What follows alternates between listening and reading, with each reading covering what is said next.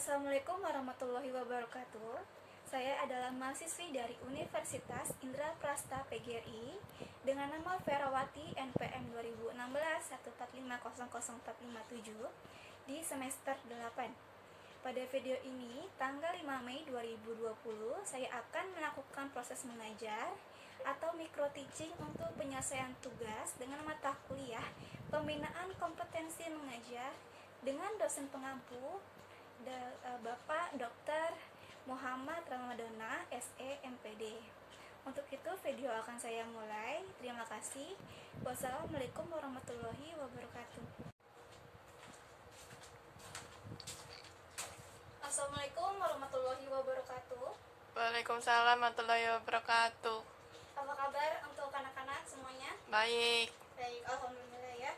Ya. Hari ini Ibu akan belajar bahasa Indonesia, di mana pelajaran bahasa Indonesia ini akan Ibu awali dengan bab pertama. Namun sebelum pelajaran dimulai, kita berdoa terlebih dahulu ya. Untuk berdoa menurut kepercayaan dan agamanya masing-masing, berdoa dimulai. Berdoa selesai. Baik. Untuk selanjutnya kita absen. Untuk absen pertama dengan atas nama Apriani, hadir. Hadir. Dewi Mari hadir. Hadir. Eka Puspistasari hadir. Hadir. Resa Nur Azmi hadir. Hadir. Baik, hadir semua ya untuk murid Ibu semuanya, rajin-rajin ya. Dan selanjutnya kita masuk ke materi. Baik, untuk bahasa Indonesia kalian sudah punya bukunya masing-masing ya. Nanti dibuka untuk bukunya. Dan kalian bisa cek sendiri bab 1 di halaman 3. Ya, Sudah dibuka anak-anak bukunya? sudah. Nah, di sini Ibu akan menjelaskan mengenai teks prosedur. Karena kan di sini bab 1 mengenai mencermati teks prosedur. Nah, teks prosedur itu adalah jenis teks yang sering dijumpai di sekitar kita. Kalau ibaratnya kamu suka makan mie goreng nggak? Suka. Suka. Di belakang mie goreng kan ada petunjuk cara memasak mie gorengnya. Ada kan ya? Ada. Pertama diapain dulu? Dibuka dulu bungkusnya. Ya. Terus direbus mie-nya. Ya. Kalau udah direbus, diangkat terus dipindahin ke piring. Betul kan? Ya, betul. Setelah disajikan di piring baru dicampurkan dengan bumbu-bumbunya lalu diaduk dan siap Ya. disantapkan. Benar kan? Benar. Begitu juga tes prosedur yang akan Ibu jelaskan di sini. Ya. Dimana ini mengenai cara-cara atau langkah-langkah dalam membuat sesuatu atau melakukan sesuatu hal. Nah, salah satu yang Ibu ingin ajarkan di sini adalah di halaman 3 di sini adalah teks prosedur di halaman 3 mengenai cara pembuatan KTP. Sudah buka bukunya anak-anak? Sudah. Baik. Nah, pintar sekali anak-anaknya Ibu ya. Dan di sini anak-anak sudah punya KTP belum? Sudah. Sudah, udah dewasa ya, tapi jangan pacaran, awas. Tawan Ibu nanti Ibu tangkap, Ibu kawinin. Nah, di sini ada langkah-langkah petunjuk pengguna membuat KTP.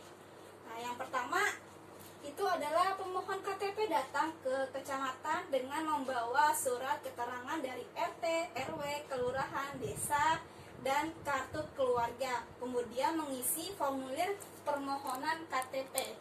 Jadi sebelum membuat KTP, kita harus menyiapkan dulu surat-suratnya. Baru kita akan bawa ke kelurahan atau pembuatan KTP-nya. Selanjutnya nanti akan ada petugas yang memverifikasi data penduduk yang ada di database. Karena kan setiap pemerintah sudah punya data kalian sejak kalian masih lahir. Sudah jelas ya anak-anak? Sudah. Nah, selanjutnya petugas melakukan pengambilan foto dan perekaman pas foto. Jadi sebelum KTP dibuat, kalian akan difoto terlebih dahulu, di mana fotonya tersebut dilakukan oleh petugas. Kalian pernah nggak foto KTP? Pernah kan ya? Ya. Kan udah jadi KTP-nya ya Bu, gitu. Selanjutnya di sini pemohon KTP melakukan perekaman tanda tangan. Nah, tanda tangan di sini dilakukan via komputer. Karena nanti tanda tangannya akan dimasukkan ke KTP.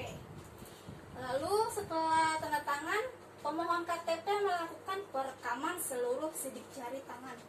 Jadi semua sidik jari kalian dari 10-10-nya ini akan direkam atau dilihat sidik jarinya. Gunanya buat apa?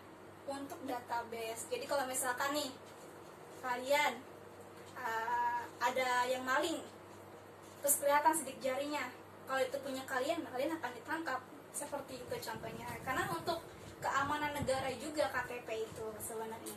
Dan selanjutnya, petugas membubuhkan tanda tangan dan stempel pada surat panggilan sebagai bukti bahwa pemohon telah melakukan perekaman pas foto, sidik jari, dan tanda tangan.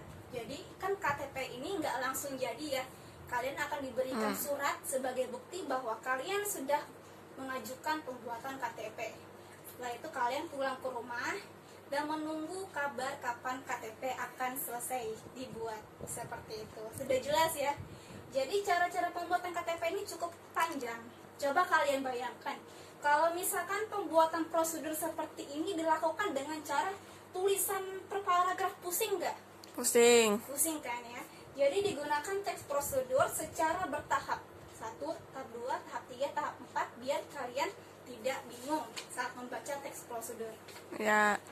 Dan di sini sebagai PR untuk kalian nantinya di bab 1 ini, kalian kan sudah paham mengenai teks prosedur bukan? Ya. Sudah paham ya.